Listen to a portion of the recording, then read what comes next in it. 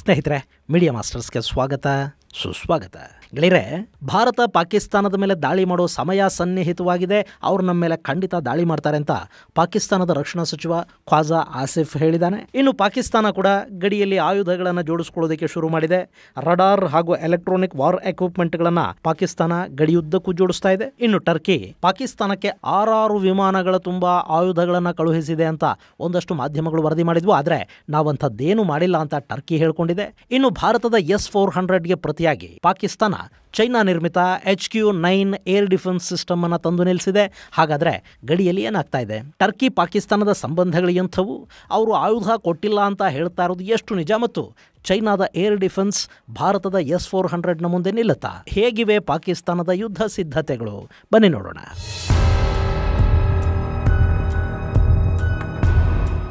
ಗೆಳೆಯರೆ, ಪಾಕಿಸ್ತಾನದ ಯುದ್ಧ ವಾಹನಗಳು ಗಡಿಯ ಕಡೆ ಬಂದು ನಿಲ್ತಾ ಇವೆ. ಗಿಲ್ಗಿಟ್ ಬಾಲ್ಟಿಸ್ತಾನದ ಸ್ಕರ್ಡು ವಿಮಾನ ನಿಲ್ದಾಣವನ್ನು ನಾಗರಿಕ ಸೇವೆಗೆ ಮುಚ್ಚಲಾಗಿದೆ ಮತ್ತು ಅಲ್ಲಿ ಯುದ್ಧ ವಿಮಾನಗಳು ಬಂದಿವೆ. ತಾತ್ಕಾಲಿಕವಾಗಿ ಆ ವಿಮಾನ ನಿಲ್ದಾಣವನ್ನೇ ಪಾಕಿಸ್ತಾನ ತನ್ನ ಏರ್ ಬೇಸ್ ಅನ್ನಾಗಿ ಮಾಡಿಕೊಳ್ತಾ ಇದೆ ಅಂತ GBT ಟೂರಿಸಂ ಅನ್ನೋ X ಖಾತೆಯಲ್ಲಿ ವಿಡಿಯೋವೊಂದನ್ನು ಹಂಚಿಕೊಳ್ಳಲಾಗಿದೆ.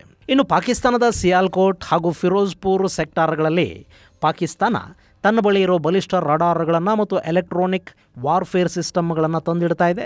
ಈ ಮೂಲಕ ಭಾರತದ ಗಡಿಯಲ್ಲಿನ ಸೇನಾ ಚಟುವಟಿಕೆಗಳು ಹಾಗೂ ಸೇನೆಯ ಚಲನವಲನವನ್ನು ಗಮನಿಸೋದಕ್ಕೆ ಪಾಕಿಸ್ತಾನ ತನ್ನ ಪ್ರಯತ್ನಗಳನ್ನು ಆರಂಭ ಮಾಡಿದೆ. ಇತ್ತೀಚೆಗಷ್ಟೇ ಅಲ್ಲಿ ಅಂತಾರಾಷ್ಟ್ರೀಯ ಗಡಿಯಿಂದ 58 ಕಿಲೋಮೀಟರ್ ದೂರದಲ್ಲಿನ ಪಾಕಿಸ್ತಾನದ ಸಿಯಾಲ್ಕೋಟ್ ಕಂಟೋನ್ಮೆಂಟಲ್ಲಿ TPS-77 ರಡಾರ್ ಅನ್ನು ಇನ್ಸ್ಟಾಲ್ ಮಾಡಲಾಗಿದೆ. ಲಾಕ್ಹೀಡ್ ಮಾರ್ಟಿನ್ ನಿರ್ಮಿತ ರಡಾರ್ ಇದು. ಸುಮಾರು 400 ಕಿಲೋಮೀಟರ್ ದೂರದ ಟಾರ್ಗೆಟ್ ಅನ್ನು ಕೂಡ ಈ ರಡಾರ್ ಗುರುತಿಸುತ್ತೆ ಅಂತ ಹೇಳ್ತಾರೆ. ವಿಶ್ವದ ನಾನಾ ದೇಶಗಳು ಏರಿಯಲ್ ಆಕ್ಟಿವಿಟಿಯನ್ನು ಟ್ರ್ಯಾಕ್ ಮಾಡೋದಕ್ಕೆ ಇದನ್ನು ಬಳಸ್ತಾ ಇದ್ದಾರೆ. ಈ ರಡಾರ್ ಅನ್ನು ಪಾಕಿಸ್ತಾನ ಸಿಯಾಲ್ಕೋಟ್ ಕಂಟೋನ್ಮೆಂಟಲ್ಲಿ ಸ್ಥಾಪನೆ ಮಾಡಿದೆ.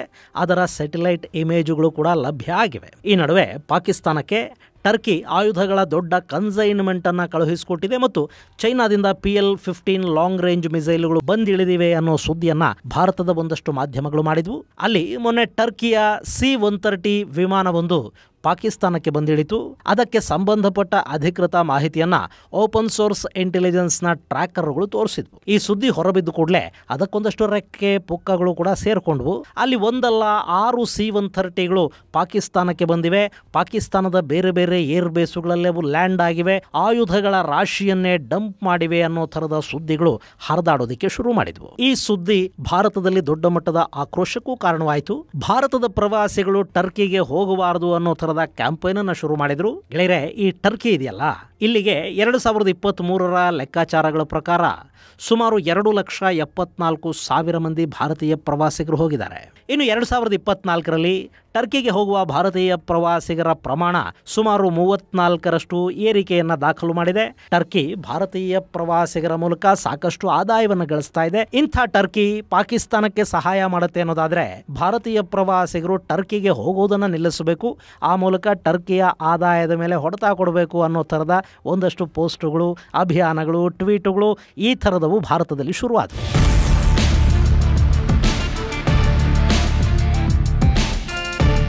ಇನ್ನು ಈಗ ಟರ್ಕಿ ಆ ಸುದ್ದಿಗಳ ಬಗ್ಗೆ ಒಂದು ಸ್ಪಷ್ಟನೆಯನ್ನು ಕೊಟ್ಟಿದೆ. ನಾವು ಯಾವ ಆಯುಧಗಳನ್ನು ಪಾಕಿಸ್ತಾನಕ್ಕೆ ಕಳುಹಿಸಿಕೊಟ್ಟಿಲ್ಲ ಅಂತ ಹೇಳಿದೆ. ಅಷ್ಟೇ ಅಲ್ಲ, ನಮ್ಮ C-130 ಪಾಕಿಸ್ತಾನದಲ್ಲಿ ಲ್ಯಾಂಡ್ ಆಗಿದ್ದು ಹೌದು, ಅದು ರಿಫ್ಯೂಯಲಿಂಗ್ ಆಗಿ ಲ್ಯಾಂಡ್ ಆಯ್ತೆ ಹೊರತು ಆಯುಧಗಳನ್ನು ಡಂಪ್ ಮಾಡೋದಕ್ಕಲ್ಲ ಅಂತ ಟರ್ಕಿ ಸ್ಪಷ್ಟೀಕರಣವನ್ನು ಕೊಟ್ಟಿದೆ. ಇಲ್ಲಿ ಟರ್ಕಿಯ C-30 ಆಯುಧಗಳನ್ನೇ ತುಂಬಿಕೊಂಡು ಬಂತು ಅಥವಾ ಟರ್ಕಿ ಹೇಳ್ತಾ ಇರೋ ಹಾಗೆ ರಿಫ್ಯೂಯಲಿಂಗ್ ಆಗಿ ಮಾತ್ರ ಬಂತ ಗೊತ್ತಿಲ್ಲ. ಆದರೆ ಟರ್ಕಿ ಮತ್ತು ಪಾಕಿಸ್ತಾನಗಳ ನಡುವೆ ಒಂದು ರಕ್ಷಣಾ ಒಪ್ಪಂದ ಇದೆ ಅನ್ನೋದು ನಿಜ.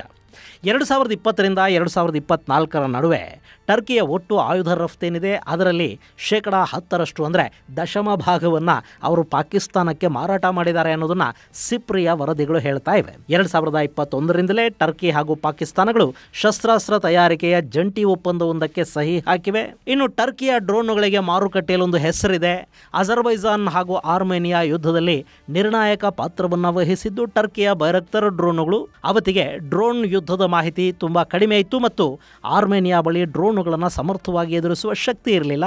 ಹೀಗಾಗಿ ಬೈರಕ್ತರ್ ಡ್ರೋನ್ಗಳು ಆ ಯುದ್ಧದಲ್ಲಿ ಅಚ್ಚರಿಯನ್ನು ಮೂಡಿಸಿದ್ವು. ಆದರೆ ರಷ್ಯಾ ಯುಕ್ರೇನ್ ಯುದ್ಧದ ಸಂದರ್ಭದಲ್ಲಿ ರಷ್ಯಾ ಟರ್ಕಿಯ ಬೈರಕ್ತರ್ಗಳನ್ನು ಆಕಾಶದಲ್ಲೇ ಉಡಾಯಿಸೋದಕ್ಕೆ ಶುರು ಮಾಡಿತು. ಆ ನಂತರ ಅಲ್ಲೆಲ್ಲೂ ಬೈರಕ್ತರ್ ಕಾಣಿಸ್ಕೊಳ್ಳಿಲ್ಲ. ಇನ್ನು ಬೈರಕ್ತರ್ ಹಾಗೂ ಅಕಿನ್ಸ್ ಅನ್ನೋ 2 ಡ್ರೋನ್ಗಳನ್ನು ಟರ್ಕಿ ಪಾಕಿಸ್ತಾನಕ್ಕೆ ಹಿಂದೆನೇ ಮಾರಾಟ ಮಾಡಿದೆ. ಈ ಅಕಿನ್ಸ್ ಅನ್ನೋದು high altitude long endurance unmanned aerial vehicle. ಇದು ಬೇರೆ ಬೇರೆ ಕ್ಷಿಪಣಿಗಳನ್ನು ಹೊತ್ತೊಯ್ಯುವ ಸಾಮರ್ಥ್ಯವನ್ನು ಕೂಡ ಹೊಂದಿದೆ. ಈ ಡ್ರೋನುಗಳು ಸದ್ಯಕ್ಕೆ ಪಾಕಿಸ್ತಾನದ ಬಳಿ ಇವೆ. ಇನ್ನು ಇದಲ್ಲದೆ ಪಾಕಿಸ್ತಾನ ಹಾಗೂ ಟರ್ಕಿಯ ನಡುವೆ 5ನೇ ತಲೆಮಾರಿನ ಯುದ್ಧ ವಿಮಾನ ಮಾರಾಟದ ಬಗ್ಗೆ ಕೂಡ ಚರ್ಚೆಗಳು ನಡೆದಿವೆ.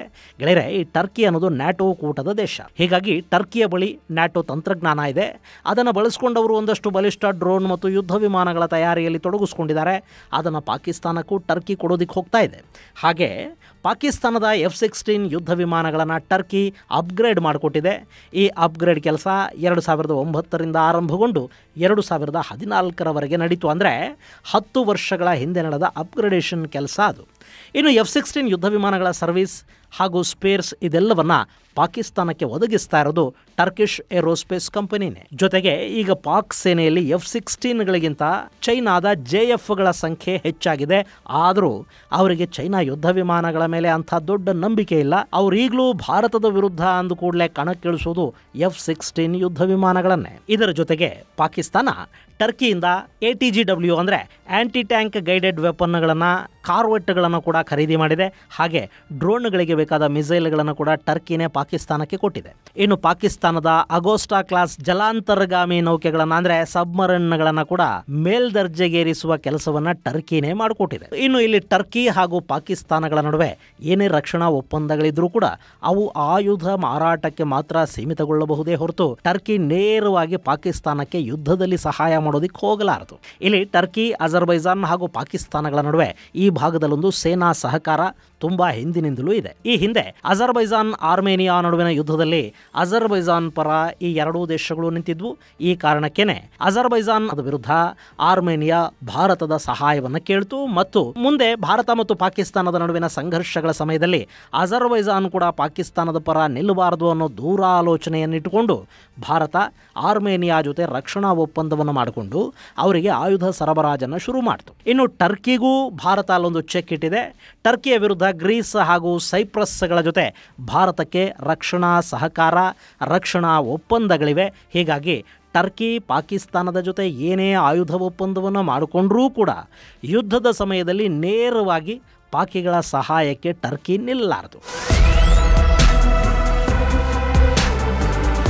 ಇನ್ನು ಪಾಕಿಸ್ತಾನದ ಏರ್ ಡಿಫೆನ್ಸ್ ಸಿಸ್ಟಮ್ ಗೆಳೆಯರೆ, ಪಾಕಿಸ್ತಾನ ಭಾರತದ ಗಡಿಗೆ HQ-9 ಏರ್ ಡಿಫೆನ್ಸ್ ಸಿಸ್ಟಮ್ಗಳನ್ನು ನಿಯೋಜನೆ ಮಾಡಿದೆ. ಇದನ್ನು ರಷ್ಯಾದ S-300 ತಂತ್ರಜ್ಞಾನವನ್ನು ಆಧರಿಸಿ ಚೈನಾ ತಯಾರು ಮಾಡಿದೆ. ಸದ್ಯಕ್ಕೆ ಇದರ ಮೇಲೆ ಪಾಕಿಸ್ತಾನಕ್ಕೆ ಅತಿ ಹೆಚ್ಚು ಭರವಸೆ. ಆದರೆ ಇದು ಭಾರತದ S-400 ಜೊತೆ ಸ್ಪರ್ಧೆ ಮಾಡೋದಕ್ಕೆ ಸಾಧ್ಯ ಆಗತ್ತಾ ಗೆಳೆಯರೆ? ಇಲ್ಲಿ S-400 ಮತ್ತು ಈ HQ-9P ಅಂದರೆ ಪಾಕಿಸ್ತಾನ, ಈ 2 ಏರ್ ಡಿಫೆನ್ಸ್ ಸಿಸ್ಟಮ್ಗಳು ಏಕಕಾಲಕ್ಕೆ 100 ಟಾರ್ಗೆಟ್ಗಳನ್ನು ಗುರುತಿಸುವ ಶಕ್ತಿಯನ್ನು ಹೊಂದಿವೆ. ಇನ್ನು ಹಾಗೆ ಗುರುತಿಸಿದ ಟಾರ್ಗೆಟ್ಗಳನ್ನು ಏಕಕಾಲಕ್ಕೆ ಹೊಡೆದುರುಳಿಸುವ ಶಕ್ತಿಯ ವಿಷಯಕ್ಕೆ ನಾವು ಬರೋದಾದರೆ S-400 36 ಟಾರ್ಗೆಟ್ಗಳನ್ನು ಒಂದೇ ಬಾರಿಗೆ ಹೊಡೆದು ಕೆಡವುತ್ತೆ. ಆದರೆ HQ-9 8ರಿಂದ 10 ಟಾರ್ಗೆಟ್ಗಳನ್ನು ಮಾತ್ರ ಧ್ವಂಸ ಮಾಡುವ ಶಕ್ತಿಯನ್ನು ಹೊಂದಿದೆ. ಇನ್ನು ಈ ಏರ್ ಡಿಫೆನ್ಸ್ ಸಿಸ್ಟಮ್ಗಳ ರಡಾರ್ ಡಿಟೆಕ್ಷನ್ ರೇಂಜ್ ಅಂದರೆ ಶತ್ರುಗಳ ಯುದ್ಧ ವಿಮಾನ, ಮಿಸೈಲ್ ಅಥವಾ ಡ್ರೋನ್ ಸುಮಾರು 600 ಕಿಲೋಮೀಟರ್ಗಳ ದೂರದಲ್ಲಿರುವಾಗಲೇ S-400 ಅದನ್ನು ಡಿಟೆಕ್ಟ್ ಮಾಡುತ್ತೆ. ಇನ್ನು ಈ HQ-9 150ರಿಂದ 200 ಕಿಲೋಮೀಟರ್ಗಳ ದೂರದಲ್ಲಿ ಶತ್ರುಗಳ ಆಯುಧವನ್ನು ಡಿಟೆಕ್ಟ್ ಮಾಡುವ ಸಾಮರ್ಥ್ಯವನ್ನು ಹೊಂದಿದೆ. ಇನ್ನು ಎಂಗೇಜ್ಮೆಂಟ್ ರೇಂಜ್ಗೆ ಬರೋದಾದರೆ 40ರಿಂದ 400 ಕಿಲೋಮೀಟರ್ಗಳ ದೂರದಲ್ಲೇ ಶತ್ರುಗಳ ಯುದ್ಧ ವಿಮಾನ, ಮಿಸೈಲ್ ಮತ್ತು ಡ್ರೋನ್ ಅನ್ನ S-400 ಮೂಲಕ ಹೊಡೆದು ಕೆಡುವುದಕ್ಕೆ ಸಾಧ್ಯ ಆಗುತ್ತೆ. ಅದೇ HQ-9 25ರಿಂದ 125 ಕಿಲೋಮೀಟರ್ಗಳ ಎಂಗೇಜ್ಮೆಂಟ್ ರೇಂಜ್ ಅನ್ನು ಹೊಂದಿದೆ. ಇನ್ನು S-400 ಈಗಾಗಲೇ ಯುದ್ಧ ರಂಗದಲ್ಲಿ ಕೆಲಸ ಮಾಡಿದೆ, ಅದರ ಶಕ್ತಿ ಕೂಡ ಸಾಬೀತಾಗಿದೆ. ಆದರೆ ಈ HQ-9 ಇದೆಯಲ್ಲ, ಇದು ತಯಾರಿಯ ಹಂತದಲ್ಲಿ ಮಾಡಲ್ಪಟ್ಟ ಟೆಸ್ಟ್ಗಳನ್ನ ಹೊರತುಪಡಿಸಿದ್ರೆ ಯುದ್ಧ ರಂಗದಲ್ಲಿ ಇದುವರೆಗೆ ಅದರ ಸಾಮರ್ಥ್ಯ ಸಾಬೀತಾಗಿಲ್ಲ. ಹೀಗಾಗಿ ನಮಗಿದು ಯಾವ ಆ್ಯಂಗಲಲ್ಲಿ ಕೂಡ HQ-9 ಅನ್ನೋದು S-400ಗೆ ಸಮಾನವಾಗಿ ನಿಲ್ಲೋದಕ್ಕೆ ಸಾಧ್ಯ ಆಗೋದಿಲ್ಲ. ಆದರೂ ಈ ಬಡ್ಡಿ ಮಕ್ಕಳು ಪಾಕಿಸ್ತಾನಿಗಳಿದ್ದಾರೆ ನೋಡಿ, ಇವರು ಎಷ್ಟು ಅದೃಷ್ಟವಂತರು ಅಂದರೆ ಈ ಹಿಂದೆ ಅಮೆರಿಕ ಇವರಿಗೆ ಪುಗಸೆಟ್ಟೆ ಆಯುಧಗಳನ್ನು ಕೊಡ್ತಾ ಇತ್ತು, ಇವರಿಗೆ ಬೇಕಾದ ಎಲ್ಲವನ್ನೂ ಅಮೆರಿಕ ಕೊಡ್ತಾ ಹೋಗ್ತಾ ಇತ್ತು. ಅವತ್ತು ಆಫ್ಘನಿಸ್ತಾನವನ್ನು ತೋರಿಸಿ ಅಮೆರಿಕಾದಿಂದ ಪಾಕಿಸ್ತಾನ ವಿಪರೀತ ಪ್ರಮಾಣದಲ್ಲಿ ಲಾಭ ಮಾಡ್ಕೊಳ್ತಾ ಹೋಯಿತು. ಇನ್ನು ಈಗ ಭಾರತವನ್ನು ತೋರಿಸಿ ಚೈನಾದಿಂದ ಸಾಕಷ್ಟು ಲಾಭಗಳನ್ನು ಪಾಕಿಸ್ತಾನ ಪಡ್ಕೊಳ್ತಾ ಇದೆ. ಇಸ್ಲಾಂನ ಹೆಸರಲ್ಲಿ ಟರ್ಕಿ ಕೂಡ ಇವರಿಗೆ ಆಯುಧಗಳನ್ನು ಕೊಡ್ತಾ ಇದೆ. ಆದರೂ ಯಾರೋ ಕಟ್ಕೊಟ್ಟು ಬುತ್ತಿ ಎಷ್ಟು ದಿನ ಇದ್ದೀತು, ಯುದ್ಧ ಶುರು ಆದರೆ ತಾನೇ ಅಸಲಿಯತ್ತೇನು ಅನ್ನೋದು ಗೊತ್ತಾಗೋದು. ಅಮೆರಿಕಾದ ಆಯುಧಗಳಿದ್ದಾಗಲೇ ಅವ್ರು ಏನು ಮಾಡೋದಕ್ಕೆ ಸಾಧ್ಯ ಆಗಲಿಲ್ಲ, ಚೈನಾದ ಆಯುಧಗಳನ್ನು ಇಟ್ಕೊಂಡು ಇನ್ನೇನು ತಾನೇ ಮಾಡ್ತಾರೆ ಅಲ್ವಾ? ಇದು ಗೆಳೆಯರೆ, ಚೈನಾ ಹಾಗೂ ಟರ್ಕಿಯ ಆಯುಧಗಳ ಜೊತೆಗೆ ಗಡಿಯಲ್ಲಿ ಸಿದ್ಧವಾಗ್ತಾ ಇರೋ ಪಾಕಿಸ್ತಾನದ ಕುರಿತಾದ ಒಂದಷ್ಟು ಮಾಹಿತಿ. ಮುಂದಿನ ಸಂಚಿಕೆಯಲ್ಲಿ ಮತ್ತಷ್ಟು ವಿಶೇಷಗಳ ಜೊತೆ ಮತ್ತೆ ಭೇಟಿಯಾಗೋಣ. ಅಲ್ಲಿವರೆಗೆ ಜೈ ಹಿಂದ್, ಜೈ ಕರ್ನಾಟಕ.